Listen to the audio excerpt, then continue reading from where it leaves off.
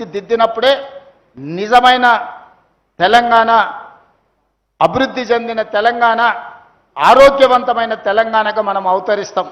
అందుకే ఈనాడు ఈ పిల్లల కోసం ఒక మంచి కార్యక్రమాన్ని మా కార్పొరేషన్ అందరూ కలిసి ఇంత మంచి కార్యక్రమాన్ని ఏర్పాటు చేసిండ్రు. దీన్ని ఇంకా పాఠశాలల గతంలో నర్సరీ కానీ, ఎల్కేజీ కానీ, యూకేజీ కానీ ప్రభుత్వ పాఠశాలల్లో లేదు.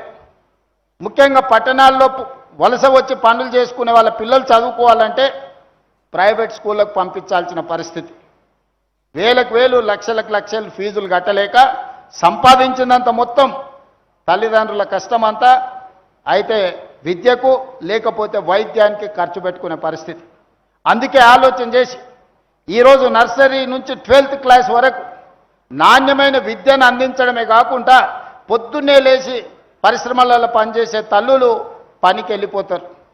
పిల్లలకు భోజనం పెట్టే పరిస్థితి ఉండదు, పాలు ఇచ్చే పరిస్థితి ఉండదు ఆర్థికంగా. అందుకే ఈనాడు రాష్ట్ర ప్రభుత్వం వాళ్ళందరి కష్టాన్ని గుర్తించి కష్టం నుండి వాళ్ళని దూరం చేయడానికి ఈరోజు నర్సరీ నుంచి 12th క్లాస్ వరకు బ్రేక్ఫాస్ట్తో పాటు లంచ్ ఒక నాణ్యమైన భోజనం పెట్టాలని ఈరోజు గొప్ప పథకాన్ని ప్రభుత్వం ప్రారంభించింది. ఒకరోజు పాలు, ఒకరోజు రాగి జావ, ఇంకొక రోజు ఇడ్లీ, ఇంకొక రోజు వడ, ఇంకొక రోజు పూరి.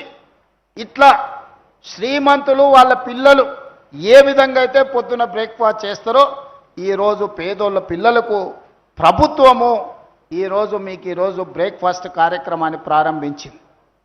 పిల్లలు స్కూల్కి వచ్చి ఆకలితో కడుపుతో ఉంటే టీచర్లు ఏం చదువు చెప్పినా పిల్లలకు ఆలోచనలకు తట్టదు. కడుపులో ఆకలి ఉంటే చదువు తలకెక్కదు.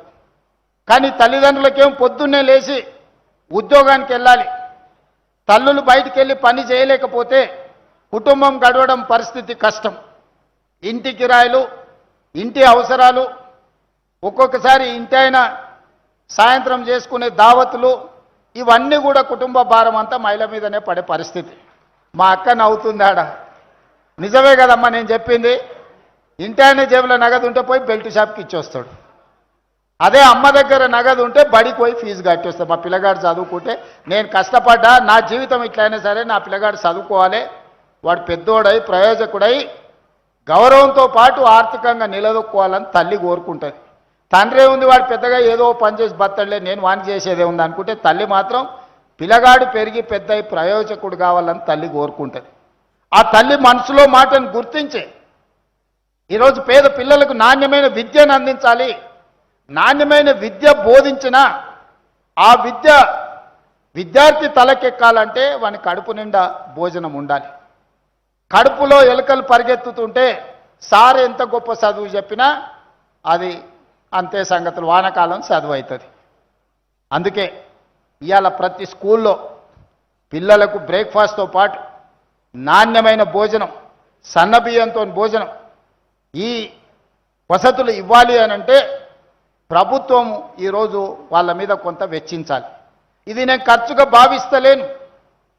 27,000 కోట్ల రూపాయలు దాదాపుగా ప్రతి సంవత్సరానికి ఈరోజు విద్యార్థుల మీద, చదువుల మీద నేను ఖర్చు పెడుతున్నా.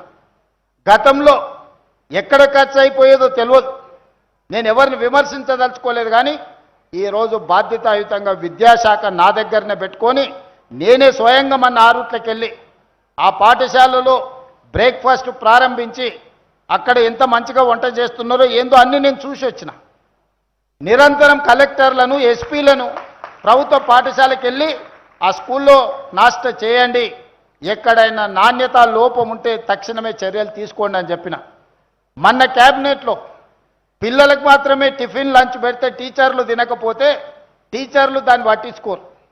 అందుకే 1,25,000 మంది టీచర్లకు మీరు కూడా టిఫిన్ నా లంచ్ అక్కడనే చేయాలని వాళ్ళకు కూడా ఇప్పుడు నిధులు ఇవ్వడమే కాకుండా చట్టం చేసిన. ఎప్పుడైతే సార్ అక్కడ టిఫిన్ తింటాడో, సార్ అక్కడ లంచ్ చేస్తాడో పిల్లలకు పెట్టే భోజనం ఎట్లుందో సార్కు రుచి తెలుస్తుంది. సార్కు రుచి తెలిసినాక ముఖ్యంగా మహిళా టీచర్లే ఎక్కువ మంది ఉన్నారు. అమ్మ మనసు ఊరుకుంటుందా వంట బాగలేకపోతే? ఏ పిల్లలైనా తల్లులు తమ పిల్లలాగానే చూస్తారు. కానీ వండిన వంట ఉప్పు కారం సక్కా లేకపోతే ఏ అమ్మ ఊరుకోదు. బల్లో ఆమె టీచర్ ఉండొచ్చు కానీ ఇంటికి పోతే ఆమె కూడా తల్లే కదా. అందుకే ఆ వంటను సరిదిద్ది పిల్లలకు మంచి భోజనం పెట్టేటట్టు మంచి నాష్ట పెట్టేటట్టు ఉండాలి అని అంటే ముందు టీచర్లను కూడా అక్కడనే తినేటట్టు చేయాలని ఆలోచన చేసి టీచర్లకు ప్రతిరోజు బ్రేక్ఫాస్ట్ అండ్ లంచ్ స్కూళ్ళలోనే ఇవ్వాలని మన మంత్రివర్గంలో నిర్ణయం తీసుకున్నా. ఇప్పుడు ఇంకా ఆ ఫుడ్ యొక్క నాణ్యత ఇంప్రూవ్ అవుతుంది. అందుకే ఈరోజు మా అధికారులకు మా సీతక్క అక్క ఎన్ని పెన్షన్లు ఇచ్చినా ఎన్ని ఇండ్లు ఇచ్చినా ఎన్ని షాది ముబారక్లు ఇచ్చినా కొత్త వాళ్ళు వస్తూనే ఉంటారు, కొత్తగా అడిగేవాళ్ళు ఉంటారు. కానీ మంచి భోజనం పెడితే ఆరోగ్యవంతమైన పిల్లల్ని తయారు చేస్తే తెలంగాణ సమాజాన్ని మనం నిర్మించవచ్చు. మంచి విద్యను అందిస్తే ప్రయోజకులైన దేశ పౌరులను తీర్చిదిద్దొచ్చు. అందుకే ఇవాళ ఇది మన బాధ్యతగా తీసుకుందాం. ఇప్పటికిప్పుడు వాళ్ళకు ఓటు లేదు, వాళ్ళు ఓటు వేయరు. ప్రభుత్వం ఎప్పుడు కూడా ఏం ఆలోచన చేస్తుంది, ఓటు ఎవరు ఇస్తారో వాళ్ళకే పథకాలు అంటారు.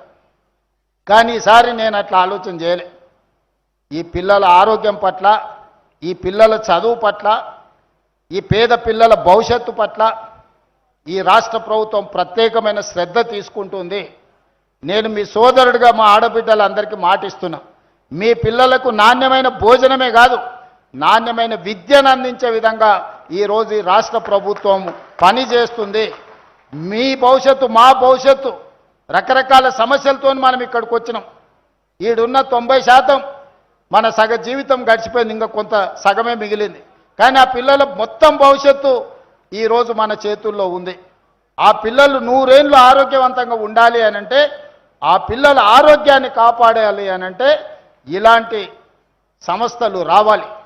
నాణ్యమైన భోజనం, నాణ్యమైన ఫుడ్ వాళ్ళకు అందించాలి. దానికోసం ప్రభుత్వం వైపు నుంచి అన్ని రకాలుగా సహకారం అందిస్తాము. అధికారులకు కూడా నేను స్పష్టంగా సూచన చేస్తున్నా, క్వాలిటీలో కాంప్రమైజ్ కాకండి, క్వాలిటీని ఇంప్రూవ్ చేయండి.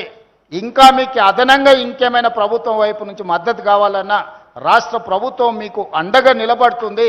ఆ పిల్లల భవిష్యత్తే తెలంగాణ రాష్ట్రం యొక్క భవిష్యత్తు. ఆడబిడ్డలు ఆనందంగా ఉంటే ఆ